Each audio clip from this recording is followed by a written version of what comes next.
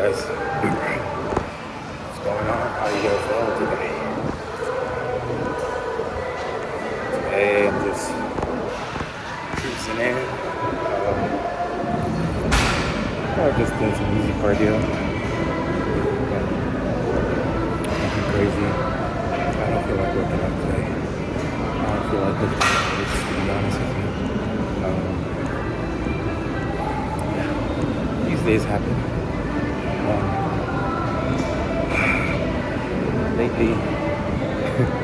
Lately they've been happening a lot more than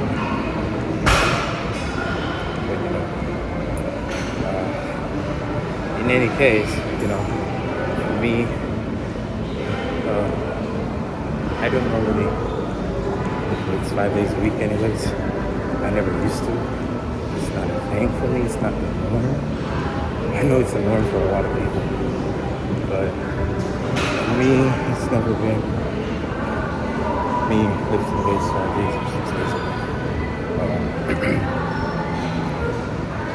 As I shared in one of my past videos, I have a track and field background.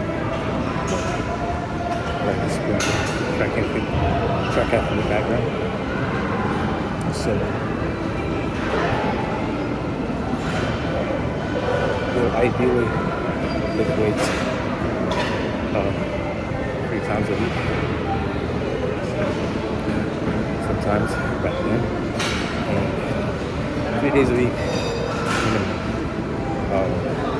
There was never a day that I can do exactly lift weights 5 days a week. Never. Because as a sprinter, you can't overload yourself with weights too much. It's going to make you slow and sluggish if you don't have the right balance with the training regime. So if you're not properly combining weights and explosive cardiovascular work, if you're not combining weights with explosive and cardiovascular work, if you're not combining it in the right proportion, then the progress that you can make over time it's not going to be ideal. It's not going to be satisfying.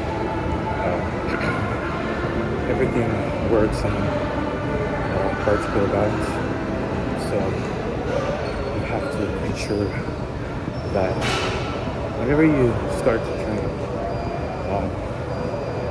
you initially try to create a baseline, and from that baseline, and this baseline could consist of how much you weigh right now, how much your body fat percent is, how much your BMI is, what's your injury status, what's your heart status. I can get into these in another video, but I won't get into this in this video. So you want to start, you want to create a baseline so you know what you're working with. Also, creating that baseline will give you a really good starting point of where you are. So when you go to the gym, you're not too focused on where your friend is starting from, because your friend could be doing this for God knows 3 years consistently, and you are just starting out. I'm not gonna say you're gonna look at yourself as a little boy and say, oh, I can't do this because I can't do what she's doing because I've never done it before. Nah, it's not about that. A lot of the people who are not even training, they can actually lift what people have been training for a while now. They can lift. It's just if they go ahead and do it immediately, they could risk blowing their back, depending on the lift. They could risk blowing their hamstring, depending on the lift. They could risk straining their wrist, depending on the lift. They could risk straining their neck, depending on the lift. There's a whole array of things that can be looked into when it comes to looking at baseline and thinking you can't do what, for example, Pam is doing. Because Pam has been training for 3 years and we just started last month.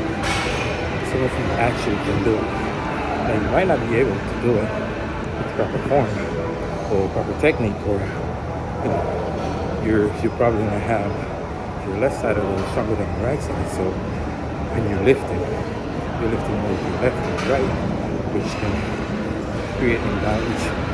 I mean, you've already been imbalanced, but that right side is stronger than the left. And lifting a hefty amount of weight causes you to get injured quickly. So getting yourself conditioned. When you're getting yourself conditioned is kind of the next step from when you create the overall baseline. And when I say getting yourself conditioned, I'm going to go into an example of what a training regime could look like. I'm trying to keep this video at 10 minutes, so by 10 minutes I'm going to be done wherever I'm done. So after you create your baseline, then you want to really think about a holistic condition routine.